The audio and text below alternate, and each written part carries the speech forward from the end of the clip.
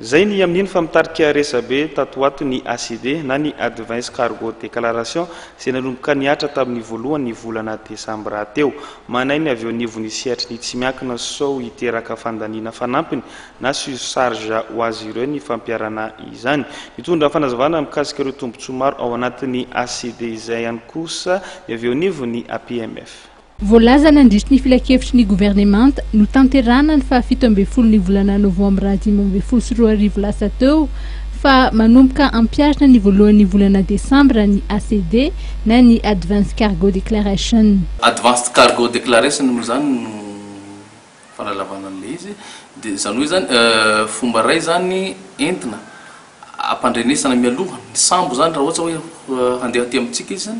avy any izy dia efa mampandre mialoha ny aty amin'ny autorité maritime aty amintsika hoe reto dôly ny mombamomba ny sambo reto ny entana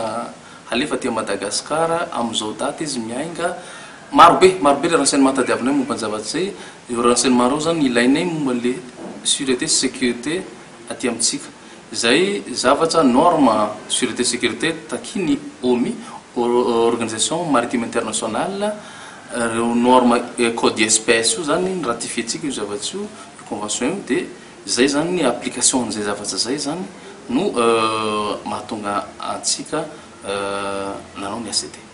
Raha ny fanambarana izay navoaka ny APCM ny fampiarana ny ACD io dia manery azy ireo aka €100 isaky ny conteneur anainga na tonga eny amin'ny seranatsambo.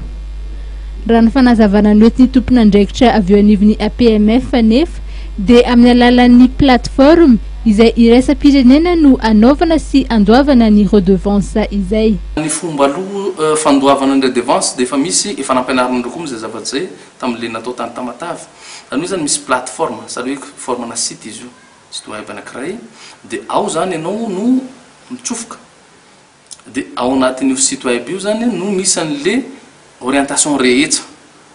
raha ohatra hoe hanao enregistrement any mbola any ivelany zany le sambo eritseritsy hoe handeha aty Madagasikara dia manao enregistrement ao izy dia manambara ny zavatra mombamomba ny entana sy ny zavatra rehetra momba ny navire momba ny rehetra momba n'le sambo zany dia aorinan'izay izy no mahazo validation dia rehefa mahazo validation izy afaka manao am'izay le opération na embarquement sy ny namany dia rehefa vita reo dia ao izy dia efa hitany eo dôly hoe ary no ipevan'le izy misy numéro de compte bancaire le ao misy ny resa zany ao dôly anatin'ny site io dia io sy à partir an'io zany izy rehefa manao le paiement dia mahazo ENS entry number summary zany hoe zany io zany le numéro azony ahafahany hoe afaka en règle anao afaka mandeha dia misy koa zany taratasy azony ahafahany déclencher ny opération rehetrarehetra zany hoe tsy misy ilaina hoe tsy aty amintsika mihitsy no andoavana an'io fa à l'international zany hoe zany le compagnie de transport any ivelany no mandoan'le izy fa tsy tokony isy vola mihitsy ho takina amin'ny mpanjifa na amin'ny tomponentana zany aty Madagasikara.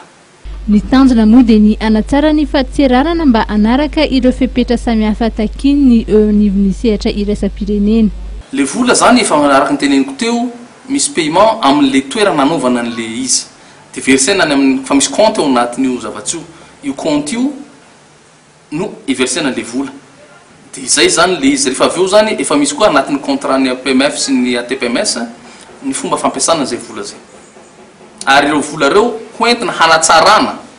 ny portsika ny sûreté sy ny sécurité tsika fa tsy hoe vola atao iny. Ny enim-bolana eo amin'ny fampiarana ny ACD moa dia karazana andrana ary dia isy ny tombana atao aorin'izay.